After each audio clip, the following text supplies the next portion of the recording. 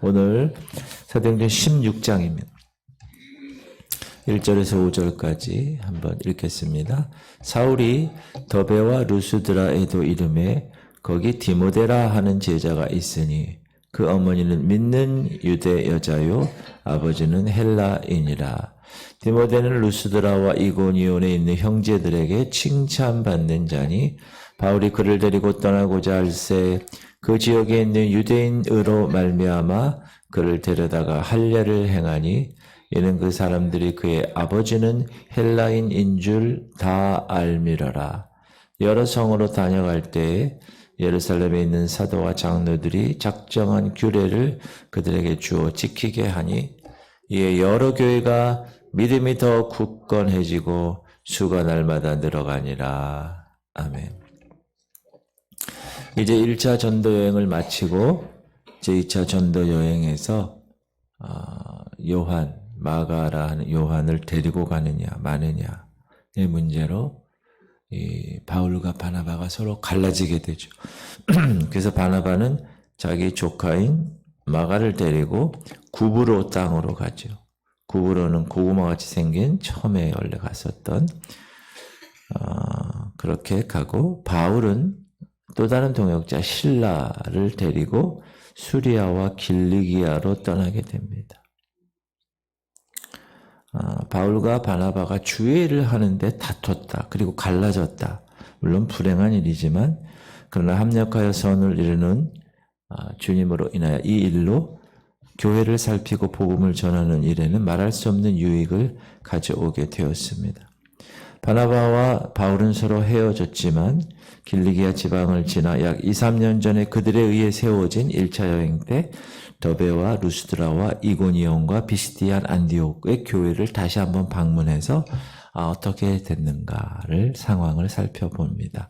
그런데 바울은 루스드라라는 곳에서 디모데라고 하는 한 청년 복음의 사역자를 만나게 되죠. 디모데에 관한 이야기는 이곳에 처음 등장합니다. 1절 보면 바울이 더베와 루스드라에도 이름에 거기 디모데라 하는 제자가 있으니 그 어머니는 믿는 유대 여자요 아버지는 헬라인이라. 디모데라 하는 제자. 이 말씀을 통해서 알 수 있는 것은 디모데가 바울을 그 이전에 만나본 일이 있었고 바울이 전한 그 복음을 듣고 이미 바울의 제자가 되어 있었다는 사실을 발견할 수가 있습니다. 바울이 1차 전도 여행 때 이미 디모데가 살고 있는 동네 루스드라에 가서 복음을 전한 일이 있었기 때문입니다. 우리 14장 보면 그들이 알고 도망하여 루가오니아의 두 성 루스드라와 더베의 그 근방으로 가서 거기서 복음을 전하니라. 그래서 하나님이 이제 영적 아들이라고 이야기하는 바울의 디모데를 허락하시고 만나게 하신다. 루스드라에서 디모데는 그 지방에서 동네에서 칭찬 듣는 청년이었다. 2절 디모데는 루스드라와 이고니온에 있는 형제들에게 칭찬받는 자다. 형제들에게 칭찬을 받았다라는 말은 하나님의 교회에서 칭찬을 들었다는 뜻입니다. 나이 어린 청년 디모데가 그 교회에서 그 교회 형제들에게 칭찬을 받았다. 이건 참으로 귀한 일이죠. 그가 그 교회에서 충성되이 행하는 것을 사람들이 인정한 것이고 그의 인간적인 선함을 보여주는 그러한 말입니다. 칭찬을 받았다. 사랑하는 성도님들, 하나님께서는 이런 사람을 당신의 일꾼으로 쓰십니다.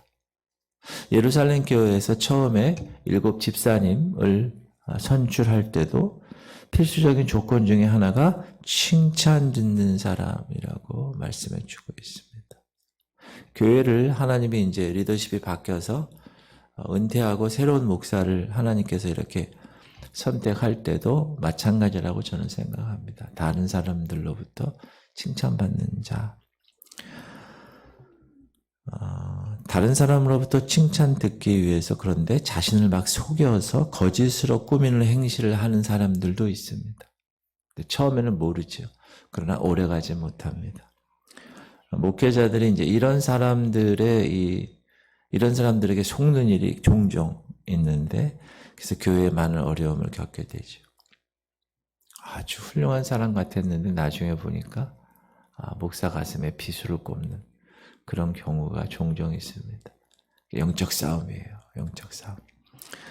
두 번째, 칭찬을 듣는 디모데에게 있어서 거짓이 없는 믿음의 사람이라고 성경은 또 기록을 하고 있습니다. 바울이 이 디모데를 보고 싶었던 심정이 있었던 것 같아요.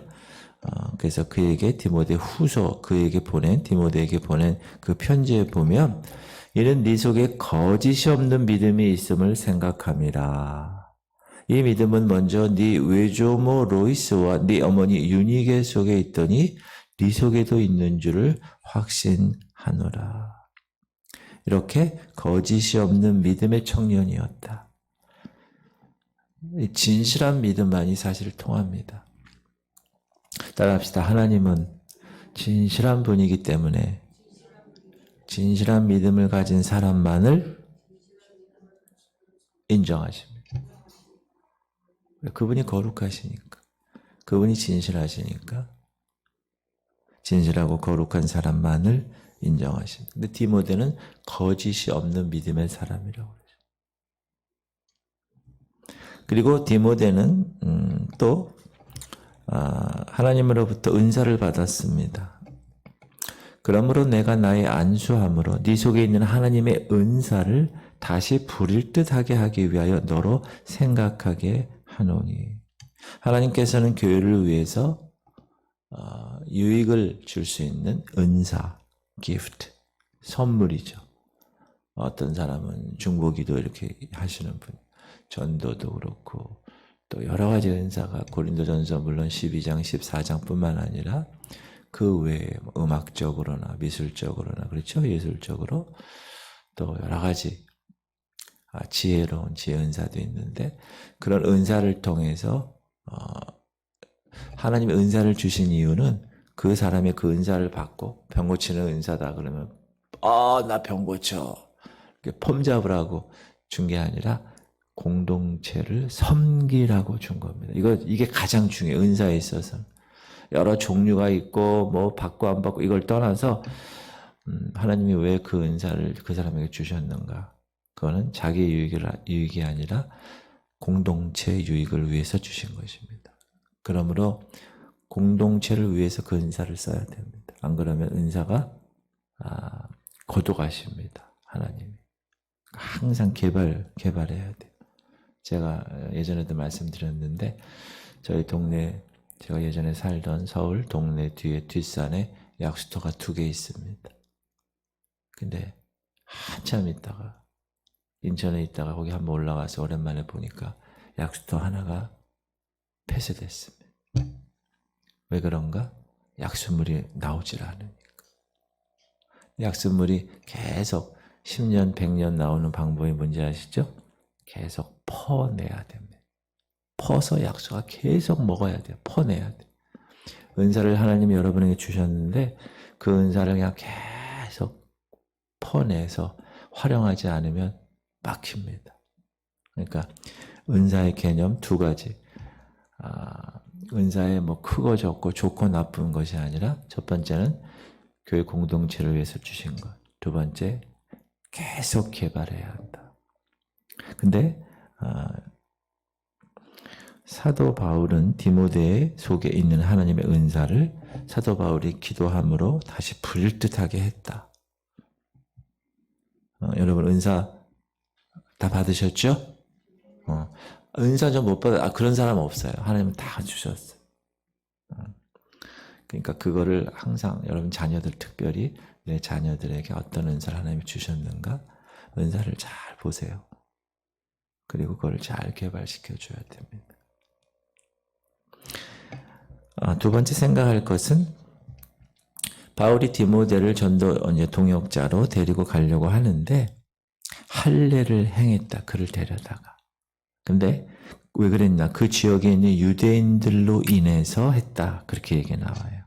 3절 바울이 그를 데리고 떠나고자 할세 그 지역에 있는 유대인으로 말미암아 그를 데려다가 할례를 행하니 이는 그 사람들이 그의 아버지는 헬라인인 줄 다 알미르라. 그렇다면 이방인에게 복음을 전하는 이 이방인 사도 바울이 할례 의식을 반대했잖아요. 그렇죠? 할례와 율법이 구원과 관계없다는 걸 이렇게 주장했는데, 그래서 그것 때문에 예루살렘까지 올라와서 사도들과 장로들의 그 회의에서 땅땅땅 4가지 외에는 지키지 않아도 돼 이렇게 결정을 한 그런 바울이, 그래서 그 편지까지 받아온 바울이 왜 디모데에게 할례를 주었을까? 이에 대해서 많은 논란이 있긴 하지만 몇 가지 그 이유를 추리면, 첫 번째, 디모데 어머니는 유대인이고 아버지는 헬라인이었다. 말하자면 디모데는 온전한 유대인이 아니었다. 혼혈하였다. 어머니는 유대인이었으므로 유대인의 관점으로 볼 때 디모데는 할례를 받아야 유대인이 될 수 있었습니다. 여러분, 유대인은요 무계 혈통이에요. 그래서 엄마가 유대인이면 아들도 유대인이에요. 근데 아버지가 유대인이 아니잖아요. 그러면 아버지를 따라가잖아요. 보통 엄마를 따라가요. 그리고 그 당시에 유대인이었는데 예수 그리스도를 영접한 사람이 있을 거 아니에요. 그렇죠? 유대교에서 이렇게 나와서 그걸 이제 주이시 크리스찬이라고 하는데, 그런 사람들이라도 유대인들의 자녀에게는 계속 할례를 주어 지금도 정통 유대인들의 자녀는 할례를 난 지 8일 만에 실행합니다. 그래서 예루살렘 교회에서 내린 조치는, 그렇죠? 4가지 외에는 율법 안 지켜도 돼. 이방인들은 그건 이방인들에게 내린 조치죠. 구원과는 상관이 물론 없죠. 받아도 그만, 안 받아도 그만입니다. 그러나 엄마가 유대인이었기 때문에 사도 바울이 그걸 알고 디모데 아들을 할례를 주었다. 그리고 디모데에게 할례 주는 일이 복음 전파에 유익이 되리라고 사도 바울은 판단했기 때문에, 바울이 할례를 그토록 반대한 이유는 뭐죠? 할례와 구원을 연결시키는 다른 복음 때문에 그런 것이잖아요. 그래서 바울은 인간 구원에는 율법에서 온 할례 필요 없어. 그렇게 주장은 했지만 그렇다고 유대인들에게 할례 받지 말아라 이렇게 주장한 바는 없습니다. 사실 할례는 아무것도 아닙니다. 아무것도 아니에요. 성경에 이렇게 나와요. 시작. 할례 받는 것도 아무것도 아니요. 할례 받지 아니하는 것도 아무것도 아니로되 오직 하나님의 계명을 지킬 따름이니라. 그러므로 바울이 디모데에게 할례를 받게 한 것은 디모데 어머니가 유대인이었기 때문에 디모데에게 할례 행하지 않고 데리고 다니면 유대인들과 쓸데없는 충돌이 일어날 수 있기 때문에 사전에 방지하기 위해서, 그래서 복음을 위해서 바울의 신앙 양심에 의해서 바울의 판단에서 나온 겁니다. 바울은 이렇게 삶을 살았습니다. 유대인들에게 내가 유대인같이 된 것은 유대인들을 얻고자 함이요 율법 아래에 있는 자들에게는 내가 율법 아래에 있지 아니하나 율법 아래에 있는 자같이 된 것은 율법 아래에 있는 자들을 얻고자 함이요. 그 개그우먼 이성미 씨라고 여러분 아시죠? 신실한 크리스찬이거든요. 근데 막 복음을, 연예인들을 이렇게 대상으로 복음을 전하는데 울랄라 세션이라고 옛날에 있었어요. 울랄라 세션의 리더라고 있어요. 그 리더가 암이 걸려서 죽었죠. 지금은 암이 걸렸는데 그에게 복음을 전하는데 이성미 이 집사님이, 그 사람은 암이 걸린 사람이잖아요. 자기는 암이 안 걸렸잖아요. 그래서 복음을 전하는데 이 공감대 형성이 안 돼서 이성미 집사님이 하나님께 기도를 했대요. 하나님 저에게 암을 주세요. 복음을 위해서. 대단하지 않습니까? 근데 진짜로 암이 걸렸어요. 이성미 집사님. 그리고 자기가 암이 걸린 이후에 그 울랄라 세션에 그 암 걸린 그 리더를 찾아가서 복음을 전한 거예요.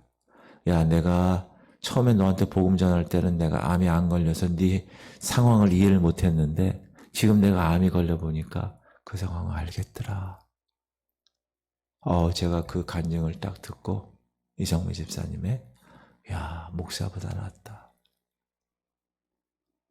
이렇게 복음을 전하는 데 있어서 그런 분들이 하나님이 이렇게 남겨놓으신 분들이 많이 있습니다.